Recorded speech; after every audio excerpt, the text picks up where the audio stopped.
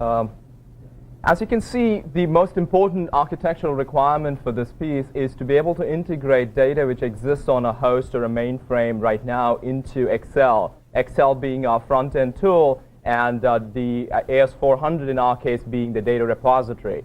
So what I'm going to do now is exit out of this environment and show you how we can better integrate this data into Excel. And I'll go ahead and say OK, and it's warning me that it's not keeping the query definition, which is OK. So at this point, what it did was it talked to the MS Query, went ahead and talked to the DRDA driver, and went and connected to the mainframe, brought down the relevant data, and populated my sheet here with the relevant data.